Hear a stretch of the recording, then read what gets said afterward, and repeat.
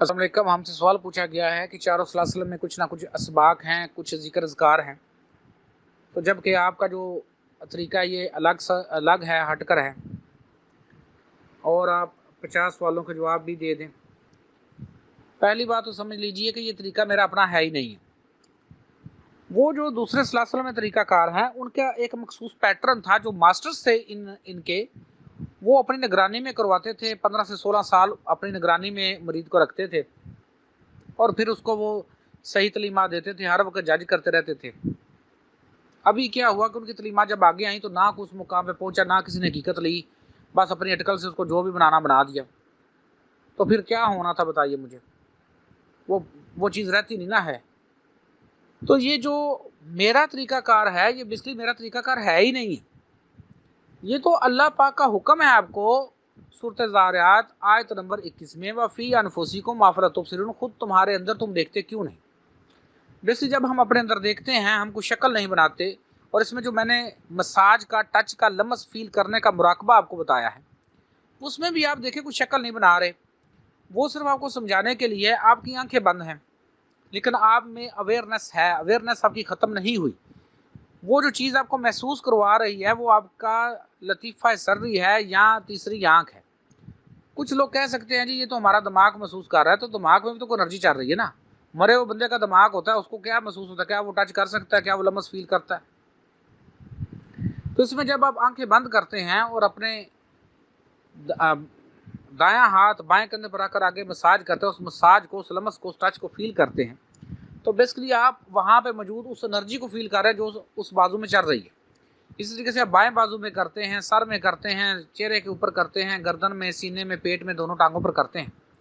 तो आप पूरे वजूद के अंदर बेसिकली आप एक नज़र डाल रहे हैं, अवेयरनेस डाल रहे हैं। तो जहाँ जहाँ वहाँ पर एनर्जी मौजूद है, आप उस एनर्जी से रब्ता कर लेते हैं। जो हम इंसानों ने मशक़ें बनाई हैं उनमें गलती हो सकती है, लेकिन आपके अंदर जो एक इंटेलिजेंस फोर्स, एक अक्लमंद ताकत चल रही है, जो एनर्जी चल रही है, जो आपके लिए खून बना रही है, जो आपका खाना हजम कर रही है, जो आपके दिल को धड़का रही है, जो आपके मैदे को वर्किंग कर रही है, जो आपकी आंखों में देखने की सलाहियत दे रही है, वो एनर्जी कभी गलत नहीं हो सकती। वो एनर्जी लाफानी है, वो मखसूस एनर्जी है जो आपको कहीं और से मिली है, वो रूह का हिस्सा है, वो रूह है। अब जब आप इस मुराकबे को करते हैं और आप आस्ता आस्ता उस एनर्जी के करीब जाते रहते हैं, तो आपको पता चल जाता है कि बेसिकली हम मिट्टी के जिस्म है ही नहीं, हम तो एनर्जी हैं।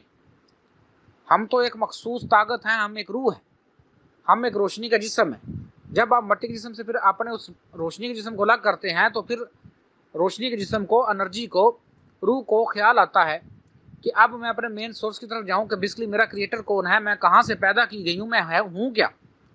तो फिर ये एनर्जी, ये रोशनी का जिस्म वापस अपने उस मेन सोर्स की तरफ जाना शुरू करता है।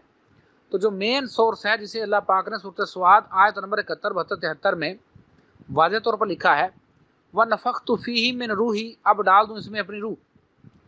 तो ये एनर्जी अपने मेन सोर्स जहाँ से आई थी, जैसे आई थी, जहाँ से बनी थी, वहाँ पर जाकर अपना शऊर पूरा ले लेती है।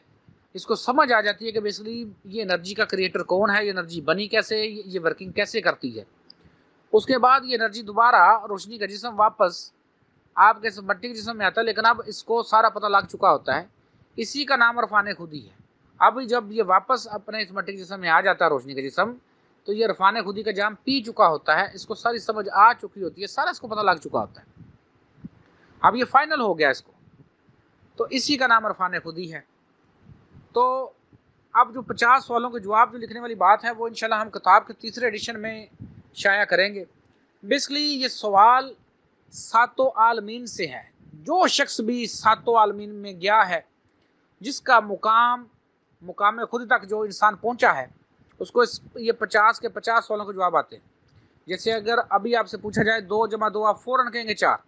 आपके सामने कोई भी बंदा 2 जमा 2 बराबर 5 कहे, क्या मान जाएंगे? नहीं ना मानेंगे। तो ये जो सवाल थे, ये शऊर को बढ़ाने के लिए थे कि खुदारा जिसको आपने सरकार माना हुआ है, जिसको आपने पता नहीं कौन कौन से खिताब दे दिए हैं, और जो 1 सेकंड में पता नहीं कहाँ कहाँ से आपके नज़दीक होके आ जाता है। हालांकि कभी आप उसके सामने बैठे हैं और उसको कहा कि जनाब हमारे सामने उड़ के जाएं, हाँ दिखाएं आप उड़ सकते हैं कि नहीं उड़ सकते। सामने कौन सुनी सुनाई बातें और अंधी अकीदत ऐसी कि बस कुछ ना पूछें, नस्ल दर नस्ल जा रहे हैं, पता कुछ भी नहीं है। ये जो सवाल हैं, ये जो भी शख्स 7 आलमों में से 7 आलम क्रॉस करता है, आलम नसूत, आलम नुसरत, आलम मलकूत, आलम जबरूत, आलम लाहूत, आलम हाहूत, और इसी का नाम आलम बाहूत है, और उसके बाद आलम वहदियत या अहदियत में जाता है, उसको इसका सब का पता है।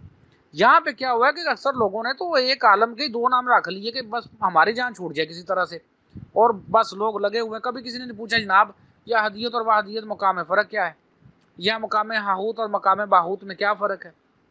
बस लगे हैं, जो मुर्शिद ने कह दिया बस सुन रहे हैं बस, और बैठे हैं फुटान को तोड़ रहे हैं, दिमाग के अंदर ज़रमे लगा लगा के, सर को दाएं बाएं घुमा घुमा के बस लगे हुए हैं।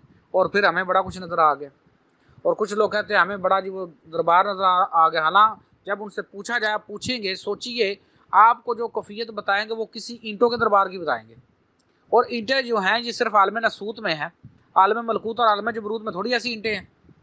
जो जहाँ पर सही दरबार है वहाँ पे तो उनका नज़ारा ही अलग होगा, आपके फहम फरासत में भी नहीं है। यहाँ आप सोचते सोचते रहते हैं, वहाँ यहाँ से आपको किसी ईंटों के दरबार की शक्ल कोई बन गई, कोई तो और तशबीह बन गई, तो आपने समझा बस हमने सारा कुछ देख लिया। लेकिन ऐसा नहीं है।